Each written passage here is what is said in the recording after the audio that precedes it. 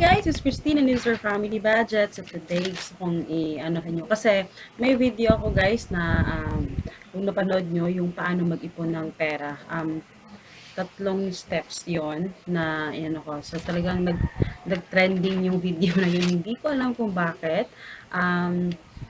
Maybe siguro marami talaga yung hirap or naghahanap ng maraming taong naghahanap talaga kung paano talaga mag-ipon. Siguro kahit ilang beses silang naririnig kung paano mag-ipon pero hindi pa rin sila naku-convince or hindi sila na-inspire or hindi sila nakakapag-ipon talaga. So, yun siguro yun yung pinaka ko talaga, yung pinaka-hit na video na yun is nasa 188,000 ata yung view nun.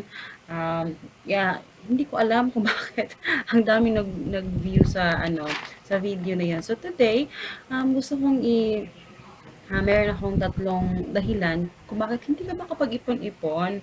Kasi marami akong nakakakitang problema talaga. Even nung may na nag-share ng kanilang, alam mo yun, mga goal na kanilang pinag-iipunan. So, yun. So, today gusto kong i-share kung ano yung mga dahilan or yung mga problema kung bakit hindi ka makapag-ipon-ipon. Okay? So, yun. So, let's start na, guys. So, okay. Ito yung mga dahilan. Ito yung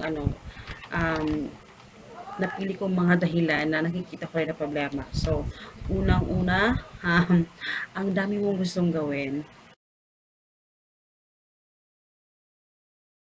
Kaya ka hindi nakakapag-ipon kasi ang dami mong gustong gawin sa buhay.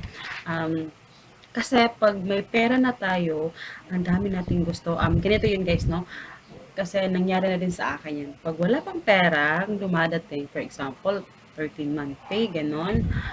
Pag wala pang perang dumating, ang daming plano. Kailangan is-save yung 500 pesos or what, 5,000 pesos. Tapos, yung iba naman, ganito yung ano ko, kailangan, ano ko talaga yung pera. Pero pagdating mo lang sa pera, ang dami mo nang gustong bilhin, ang dami mo nang gustong gawin. Ang sabi mo nung una, nung wala pang pera, magsasave ka ng 5,000 pesos, pero pagdating na yung pera mo, biglang naging 500 na yung inilagay mo doon kasi ang dami mo nang kailangan. Pag sasabihin mo sa sarili mo, kailangan ko palang bumili ng ganito, kailangan ko palang bumili ng ganyan kasi importante ito, ganun. So, kaya yung ganun yung nangyayari. So, ang ending, pag naubos mag-aantay ka naman sa susunod na may bulto na pera na darating sa'yo. So, sasabihin mo naman na meron pa naman sa susunod, sa next na lang. Hanggang sa naging ganun-ganun na lang every month. Ganun na lang yung sinasabi mo. Kaya ang ending, wala kang savings. So, ganun yun, guys. So, pangalawang dahilan, hindi mo alam kung saan ka magsisimula. Eto talaga. Guilty ako nito noon talagang hindi ko alam kung saan ako magsisimula at alam ko marami makaka-relate sa akin. Kasi may nakikita ko nag-share sa kanilang mga goals na alam mo yon, marami silang pinag-iipunan, gano'n. Pero hindi na alam na, alam mo kasi, ang dami nating gustong pag-ipunan guys, hindi natin alam kung ano ba talaga.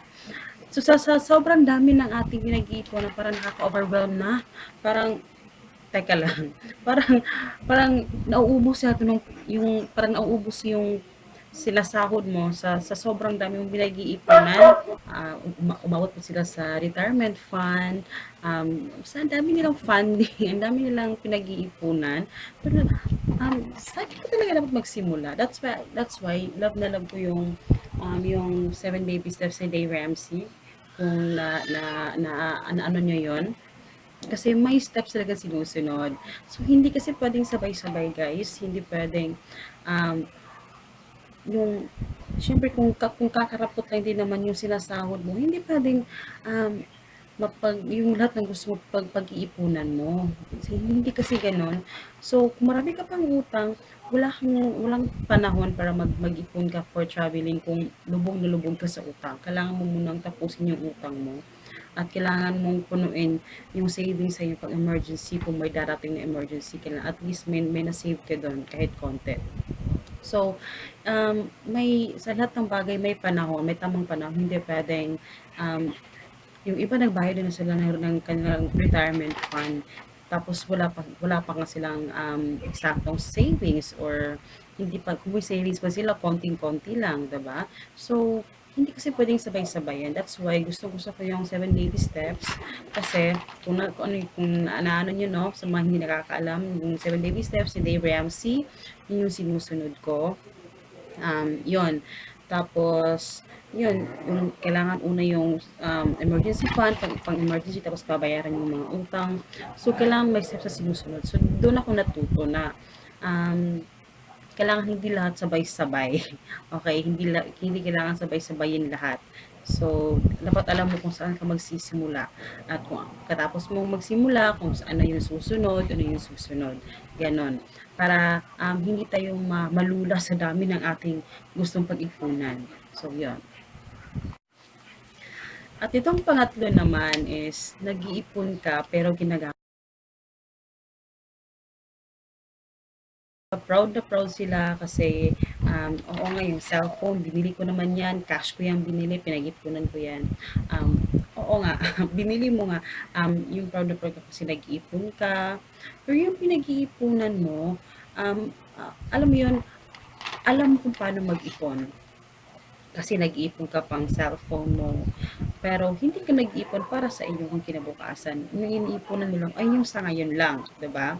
So, yung cellphone naman, pag mahal lang naman yung cellphone pag bagong labas, pag medyo tagal-tagalan na, mumura din yan. Yung mga Samsung, mga ASUS, ganun, mumura din yan. Yung mga 5,000 pesos today, sa susunod na month, magiging ano na yan, 4,000, 4,500, ganun, magiging ganun yung price. Bababa din yung price. So, huwag kang magpadali. So, yun yung problema kasi. Ang dami natin pinag-iipunan para ipambili doon, ipambili dito, pero hindi natin pinag-iipunan yung mga emergencies na darating. So, pag sasabihin mo, kailangan positive tayo sa buhay kasi si God lang naman yung nakakaalam. Oo nga, si God yung nakakaalam, pero alam natin na darating talaga yung emergency. Alam natin, hindi pwedeng hindi magka-emergency talaga. Talagang darating talaga yun. So, kailangan natin paghandaan. Kasi yung iba, saka na lang nakakapag-isip na mag-ipon kapag dumating na talaga yung emergencies, di ba? Yun. So, yun lang guys. Yun yung mga tatlong dahilan. Kung meron pa mang iba, of course, marami po talagang ibang dahilan. Pero eto rin yung mga kinuha kong mga medyo common na ginagawa natin, na yung mga mistakes natin. So, yun. So, I hope you guys enjoy, and please do follow me sa aking Facebook at saka sa Instagram, and please like this video kung nagustuhan ninyo, and to subscribe, please subscribe, and see you in the next video guys. Bye-bye!